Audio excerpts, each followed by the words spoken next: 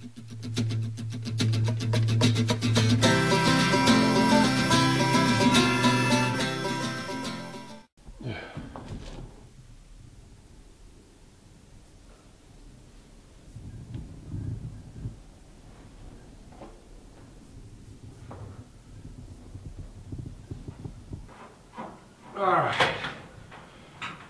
Oh, hey. What's up, Homestead homies?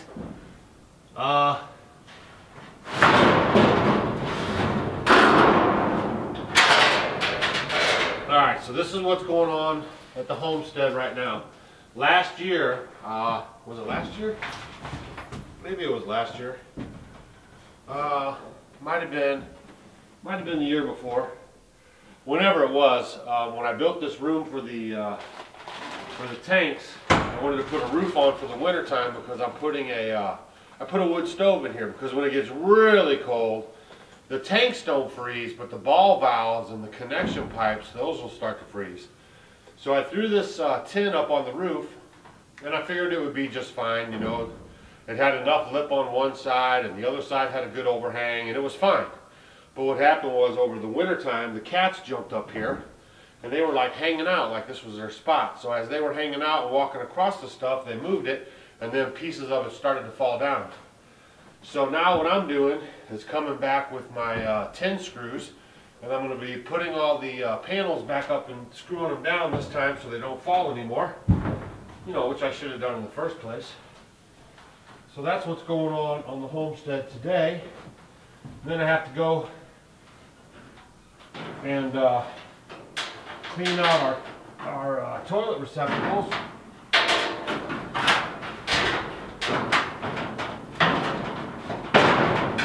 Because that's something we do on the homestead. So freezing temperatures or not, you got to empty out those buckets so you can, you know, keep using them. So I'm taking a little break from the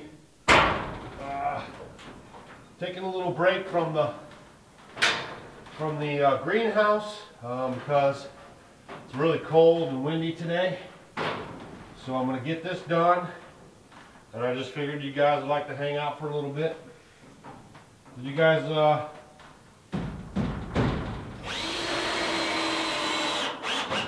yeah, see, that's going to work great.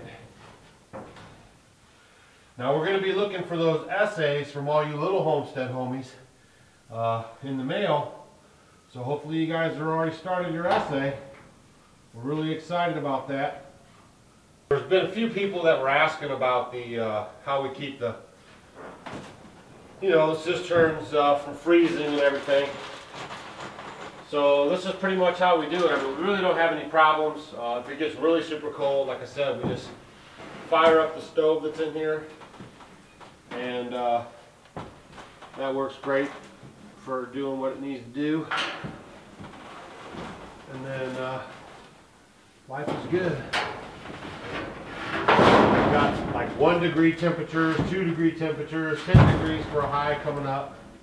That's going to be right around the corner. So that's why I'm kind of working on this right now too. I want to be prepared for that.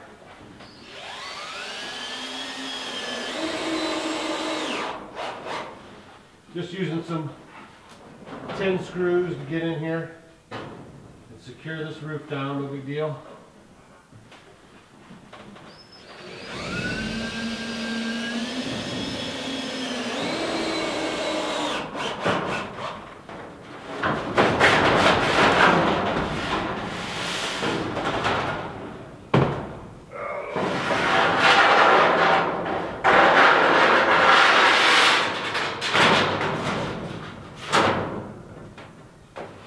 We also keep a thermometer in here. Right now it's reading like 22 degrees. And that's one thing about the barn too, is that it stays a little bit warmer, you know, because there's no wind on it or anything, but it stays a little bit warmer. It's warmer in here than the outside temperatures. The sun's shining. It wasn't this morning, so that helps out. That I didn't get around to is I was going to spray foam the inside of this room, but I'm going to do that next summer for sure and bring you guys along for that.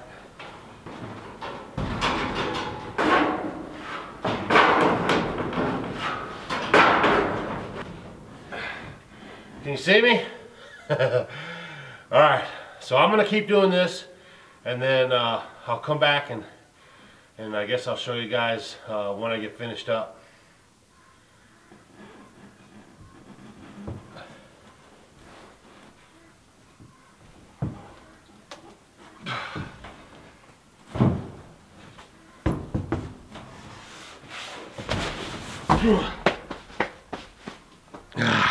Here I is.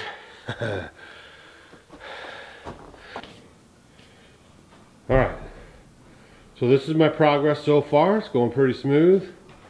I'll get the rest of these put on here, and then I'm just going to get a ladder and then screw on the front, but I'll show you that too.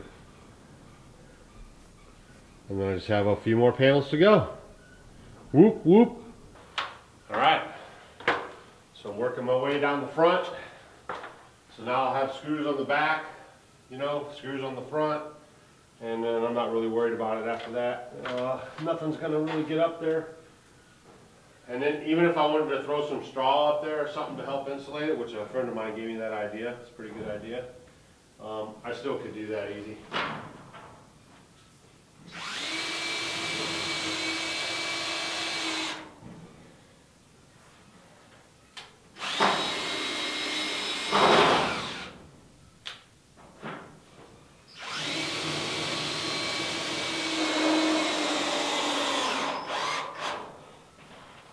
Coming along very well, I must say.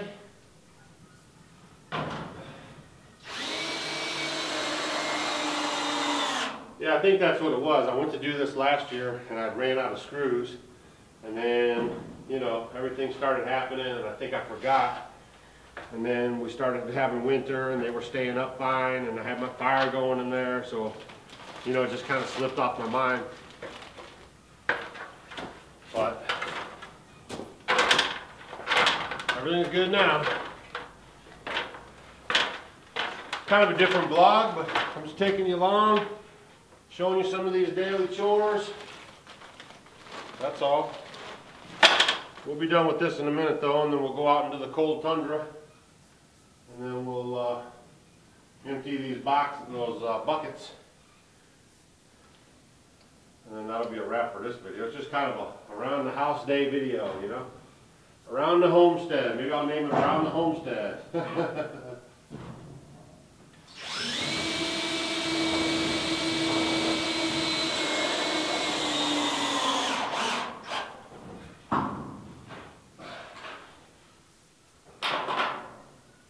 Alright.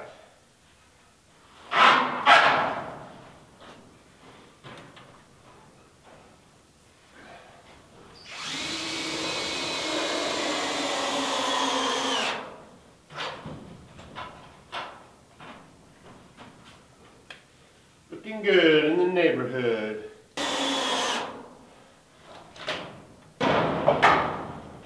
Alright, I'm pretty sure you guys seen enough of this. I'm going to get these last couple panels done, and then we'll move on to the next big thing. Oh, just in case you're new to our channel, this is where we keep 3,000 gallons of rainwater that we collect off of this roof. It's gravity fed into our log cabin. We also have 2 lawn hydrants that are gravity fed. When we had visitors here the other day, I turned on the pump. I said, now you've seen the wells pump water out of these hydrants. He goes, oh yeah.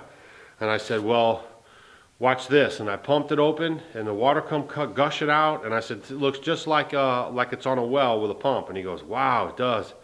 So that was kind of cool. I'll show you guys in here one more time, explain to you what's up.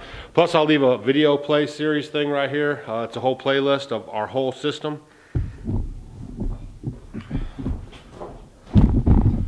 Alright, basically it goes like this. That right there, tank, is the first flush diverter. That takes all the dirt and pollen and everything off of the roof. It's 250 gallons. That fills up, it goes through that pipe, goes into this big tank. This tank and this big tank are 1,500 gallons, and they fill together simultaneously at the same time through this pipe and through this pipe. Okay, and then on this tank on the wall side over here is the overflow, where you see it a lot of times outside in our videos. and that's where the overflow goes. And what I'll be doing is switching that overflow out. It's 275 gallons. I'll be putting a 500-gallon tank there, and then I'll be overflowing that for the guest shack, the guest house, the whatever you want to call it, so they can have running water in their little spot. So that's it. And then over here, you probably won't be able to see it because, like I said, the lighting's kind of goofed up, but there's a little barrel stove. I made that out of a 55-gallon barrel. You can buy the kits at your local farm supply store, and then I just have it going right up and out. So 3,000 gallons. I'll leave the playlist above and you guys can check it out. Talk to you in a minute.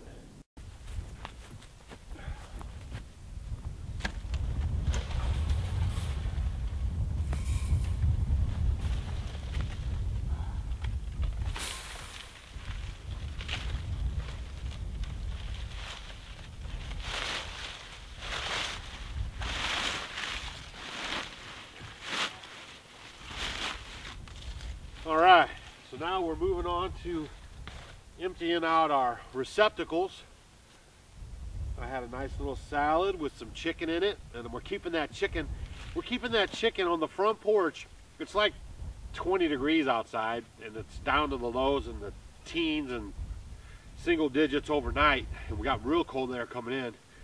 But she put the chicken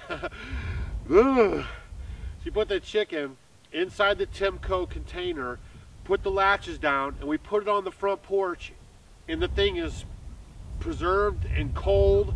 And then I just took it out, peeled some chicken off of it, put it back in there, locked it up, put it back on the front porch. Also, I wanted to let you guys know I'm going to leave the TEMCO site for that container in the description box. And I talked to those guys over there, and they actually came up with a pallet of 60. So if you guys were looking at it before and you saw that there was a weight on it, you don't have to wait. Husbands, if you want to get your wife a good gift for Christmas, this would be it. So they have some available right now, ready to ship, and hit that link up and put your order in. So we're going to get in here.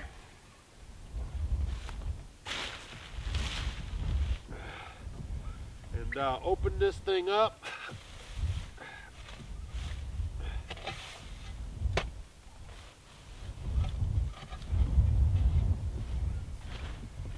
In case you didn't know, if you're new to our channel, we also compost our manure.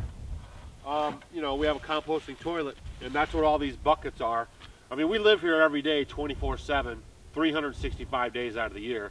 And right here we have 2, 4, 6, 8, 9. I have one in the house, 10 buckets that need to be cleaned out.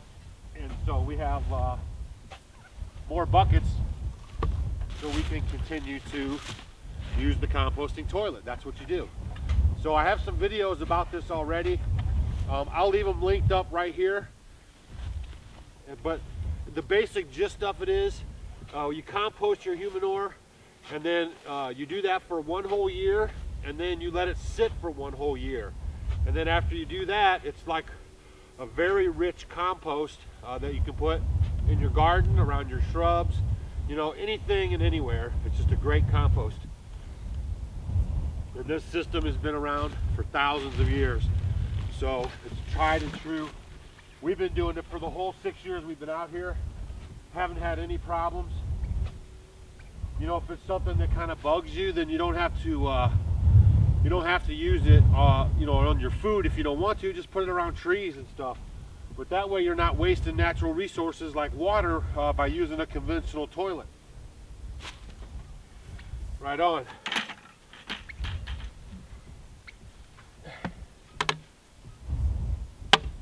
So we just dump them out, and then we get them all cleaned up.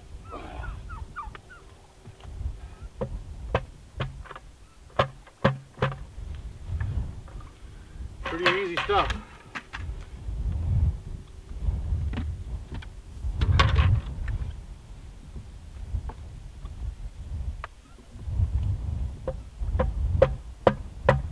We use a biodegradable soap, and pretty much how it goes. It's pretty easy to do.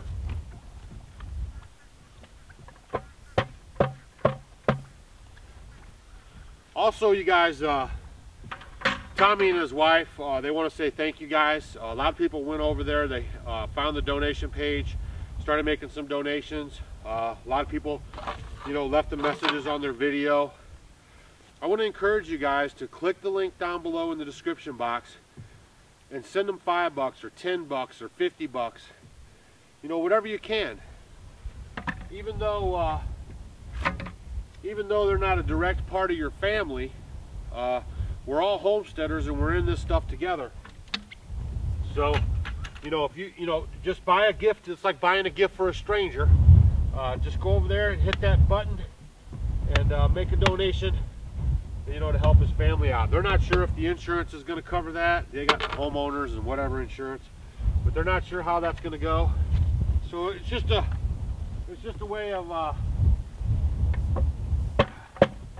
it's just a way of getting the community together and you know, helping out a fellow homesteader. And my hats is off to Amy Fuel. I always have a hard time with her last name, but she's the one who started the Homesteaders of America conference, which we're teamed up with. You guys know we're going to be speaking there in October. It's in Virginia.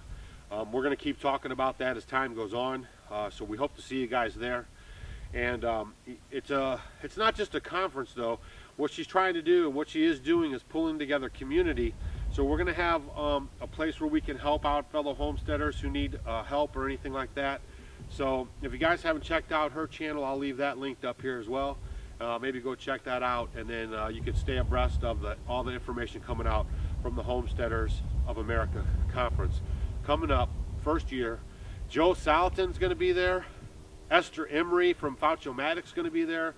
We're going to be there. And she has a whole host of other speakers that are coming. And you might want to check that out. It's really going to be a good time. And this is the first year.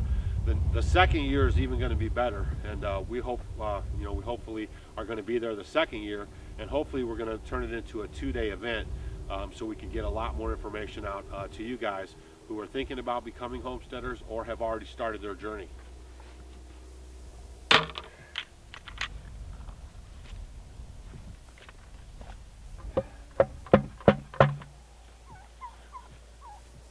So it's pretty much how it goes. You just empty these buckets in there, and I got my water right here. I got our biodegradable soap, and then we'll clean out the buckets.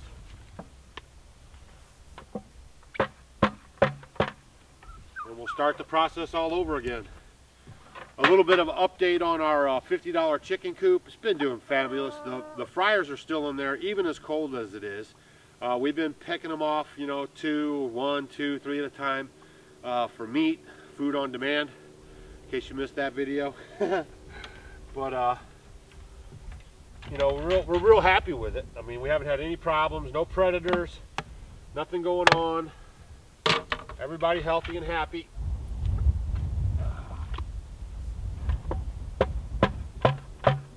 So, yeah, I think we might even get away from, you know, the 1 day of mass butchering and like we normally did with our fryers, and then just go to you know, just letting them do their thing and having food on demand. When we want chicken, it takes 5 to 8 minutes to butcher a chicken, and then we'll just eat it that way. Because, you know, what if you didn't have a freezer, right? Well, we don't have a freezer, but we have a freezer at a neighbor's.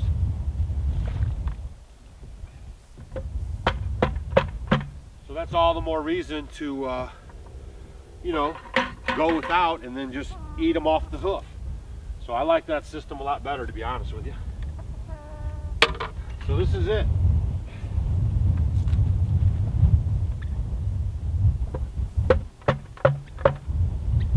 Pond's freezing over. Pretty soon we'll be cutting ice.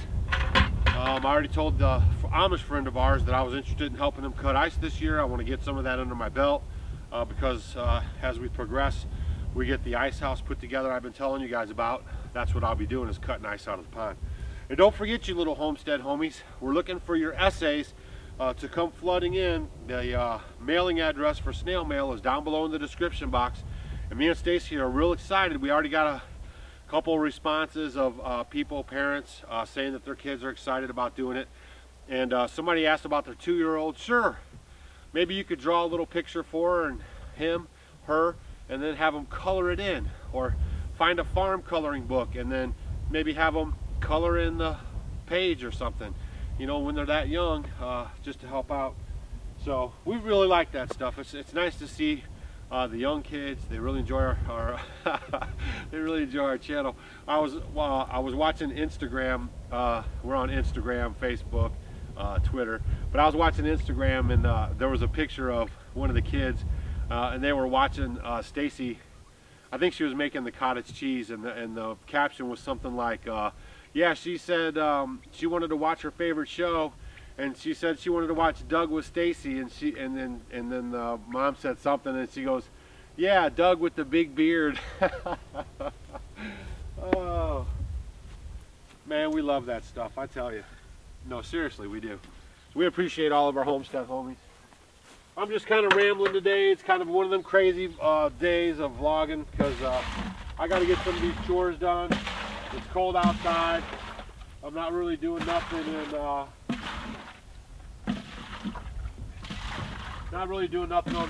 on the greenhouse today. I'll probably get back at it maybe tomorrow or later on this week, so that's no big deal. So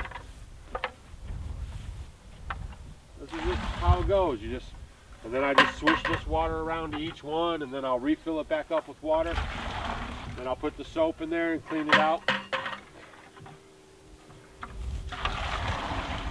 This is just real life stuff on the homestead. And I know some of you guys, you know, you're not as extreme as Stacy and I are. I mean, there's nothing wrong with that. You might want to go for having a septic system or something. We did a lot of research on you know, on different ways we can handle our human waste, and this was by far the best way. It's for the longevity of it, for the natural resource stuff that we get out of it. It pays us back, and there's no repairs, there's no maintenance. We didn't have to hire people to rent equipment to dig in septic systems.